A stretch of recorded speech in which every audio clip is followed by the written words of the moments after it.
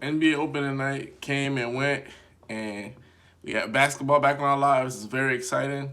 You're looking at the Brooklyn Nets versus the Golden State Warriors.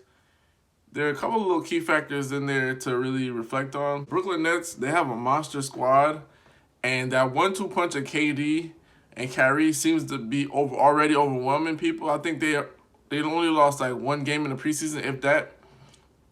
But that's just preseason. But the way they wallop the Golden State Warriors, it's gonna be indicative of how they play other teams in the Eastern Conference or the Eastern Conference and really demoralize them, because you have Kyrie, who was the leading scorer last night with 26, and then you have KD with 22, and then each night those roles could get reversed, or both of them could go off, or one of them could struggle.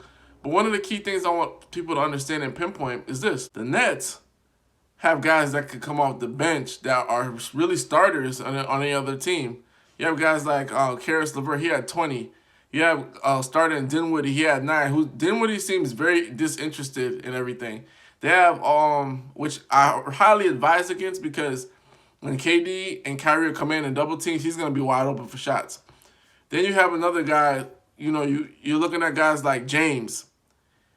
James is another guy. He used to play for the Heat, signed a big contract with the Heat, and then got traded or whatever, and we never really heard of him again. So you're looking at all these guys that they have coming off the bench that can really pour it in. They really need to keep that nucleus together, because you have KD. They really need to keep that nucleus together and really understand the dynamics that they have, because if guys buy into their roles, then they're Eastern Conference Finals at minimum. That's the minimum, because they're that great of a squad.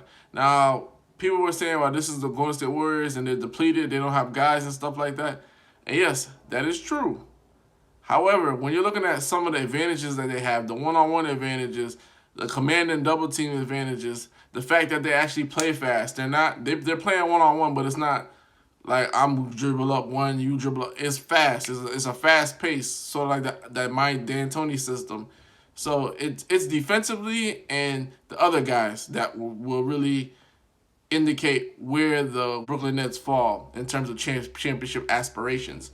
And people need to understand that KD and Kyrie, they're going to do their things. But if they don't get run support from the other guys, then that's a moot point.